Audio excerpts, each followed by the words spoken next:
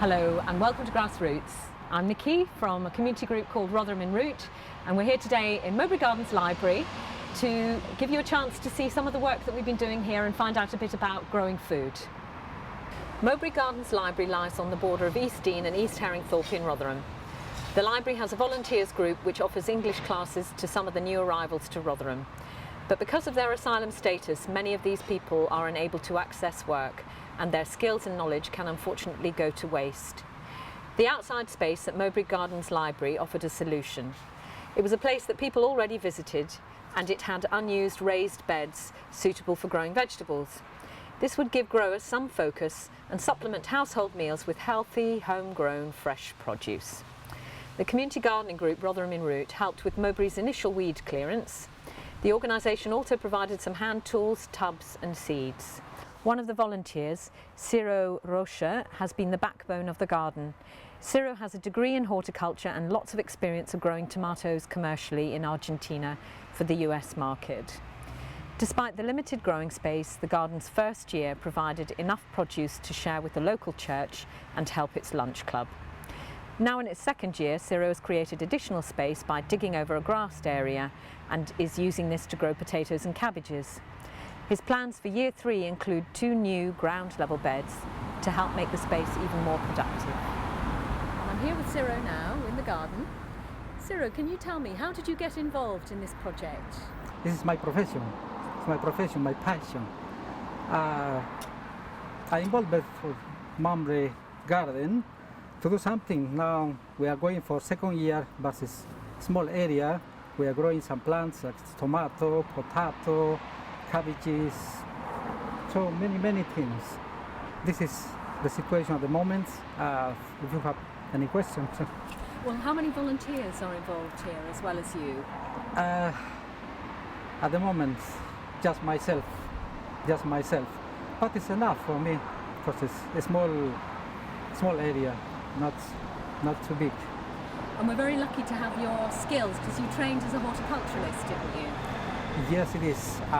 More than 10 years I did my degree in agriculture engineering in my country and business administration. Now this is a small part of my skills. Yes, I like to do more here, to involve, to do something for the English society. I like this country, it's very nice. And it's up to you if you would like to do any plan, any project to expand more. In the future, it's possible to do for organic products as well.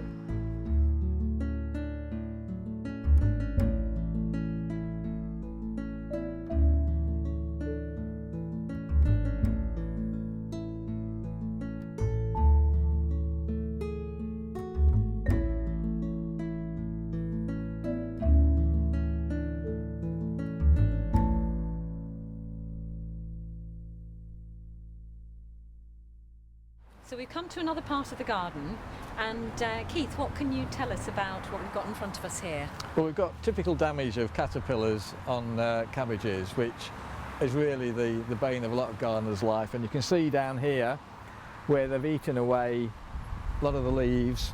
They've left the tip with the plant, which is now to regrown back. So the damage is not too bad, but you can see underneath there's some caterpillars which are going to chrysalis form.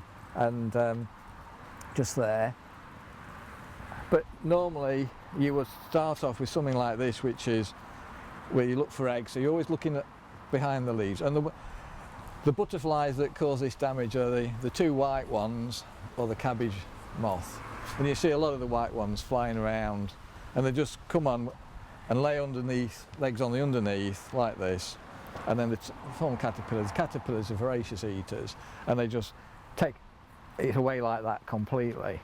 But you can see, as I said, it started to grow back and that started to heart up, so it's not a waste. But if you've got, so it's worth keeping. Yeah, but if you get something like a cauliflower where they've eaten the tip, it'll just not grow back, so you might as well just dig it up and throw it away. But there are some examples on the patch where they are looking a lot better, not a lot of damage. But it is easy as a gardener to actually stop this, because it's only physical barriers you need to put in place. So we've got here is a good example of a net, and it has to be, you know, fine mesh. So this is to stop the butterflies going through? Yeah, onto it. Some people use a net that's probably about half-inch. Mesh. But the trouble is that it often just sinks onto the plant, and they can still get to it even though the net is in place. So I find this is better. It's easy to keep it raised. You can use a bottle like this on top of a cane, so the cane doesn't rub on it and pull it apart, so it's quite smooth there. Or you can use hose pipe. I use old hose between two bits of cane, and it just forms like a loop, and then the net can just fall over it. And is that to keep the netting above the cabbages? Yeah, it is, yeah, it's best. And you can usually start about this height, and then they just grow underneath it and not restricted. And they just make sure the edges are secure, so because otherwise butterflies are canny things, they just get into all sorts of little holes and crevices. And if you find you've got if you find you've got eggs on the leaves, how can you get rid of them? Well, you could spray, but I'm not an advocate of spraying. They're just easy enough just to squash with your thumb and forefinger. And same with the caterpillars if you want to. You know, they're a bit squeezy. But I think that's the easiest way. There are some environmentalists at the moment who are saying that you should sacrifice a couple of your cabbages to the butterflies to keep the butterfly cycle going. But I'm not an advocate of that. And you can see here that they've not netted these. They've got some damage. There's some caterpillars there we could leave to actually go into butterflies, but I'm tempted just to take them off and just squeeze them. Right. Next up, we're going to talk to our horticulturalist Ciro and see what we can learn from him about how to grow beetroot.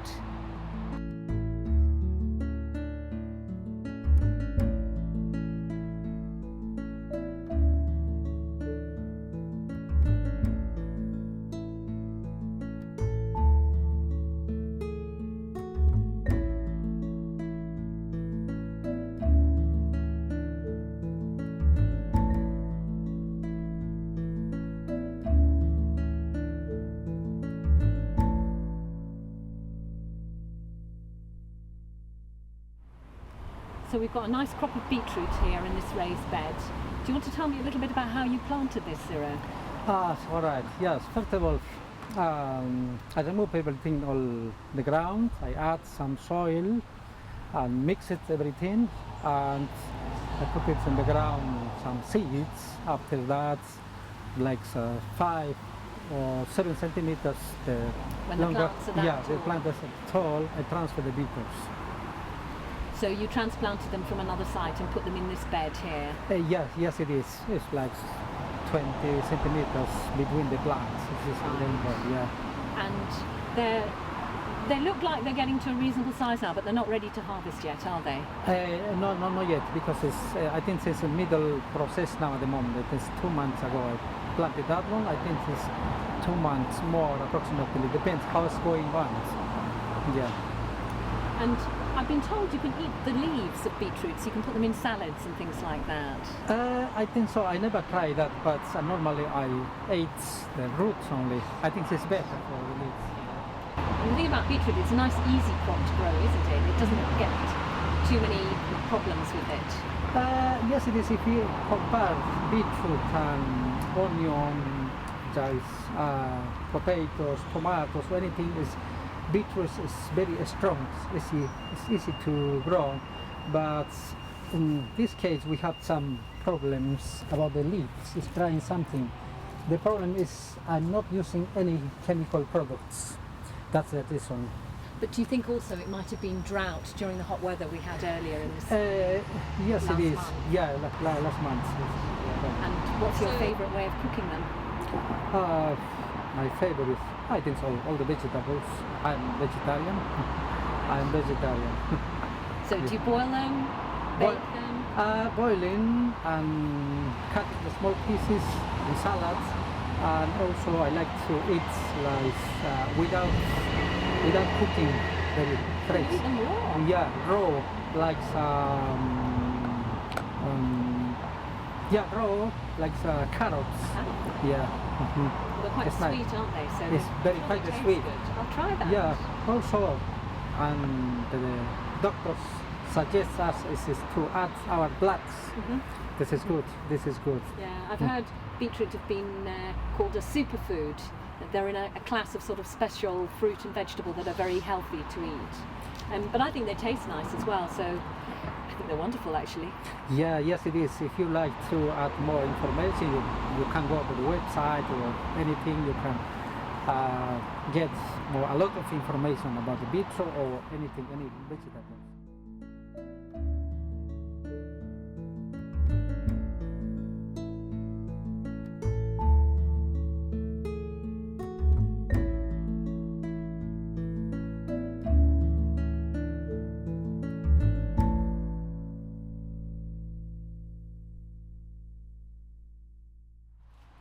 We're standing outside the library now, and Keith is going to tell us about how to prune an apple tree. Yes, I'm going to summer prune this, which is done at about August time to actually expose a bit more of the fruit to what's left of the sunshine in the summer, but also start fruiting spurs coming for next year so you get more fruit. But this is a good example of a tree, if we could just take a second or two, that's not been cared for. It's you can see leaning over, away. It's under shade, it really needs to be sunny. You've got a lot of small apples on here like this, which really should have been taken off, and it's not being pruned. It's showing the classic bush shape which you get from a tree of this size and age. It's about 4 years old, and that hasn't been pruned properly. But if we just start by just doing a little bit of summer pruning on this branch, an example just to start. I won't take too much off because otherwise it'll just grow, and the summer pruning is really about getting more fruit for next year. So you've got a good example of this year's growth.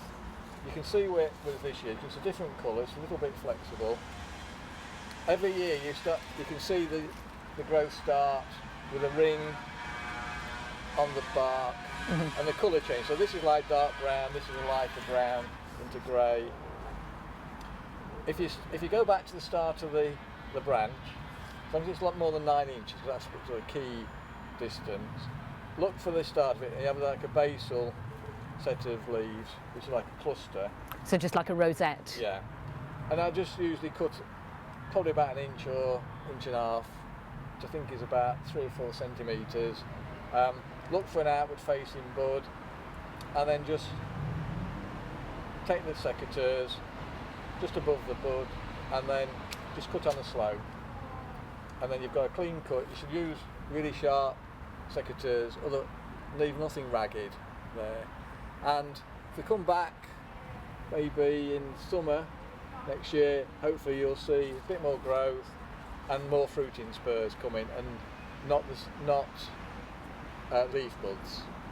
So that basically this type of pruning means that you get more fruit next year? Should do, better fruit. You can see these apples should have come off in June, either dropped off or been pulled off.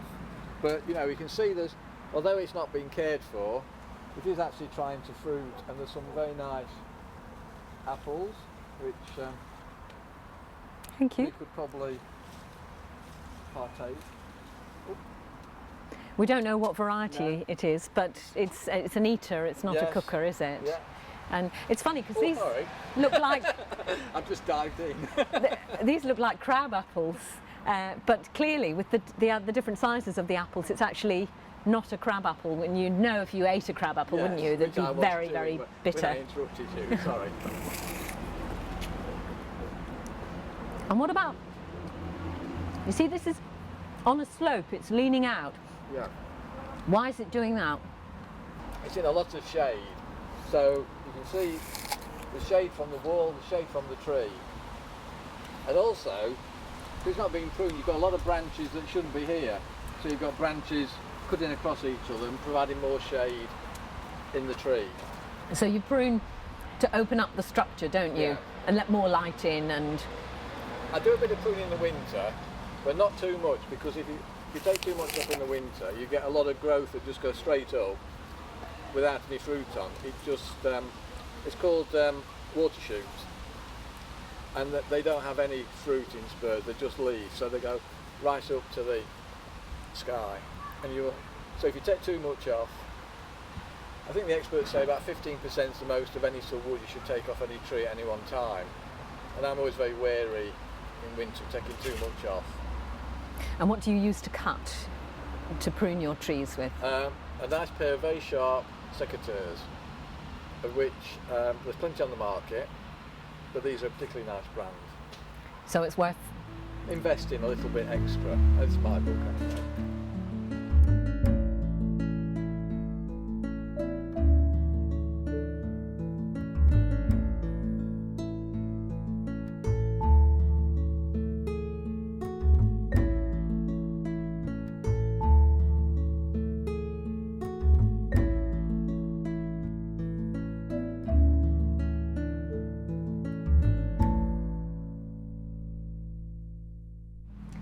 Now this is the time when we answer some of the tricky gardening questions that people might have.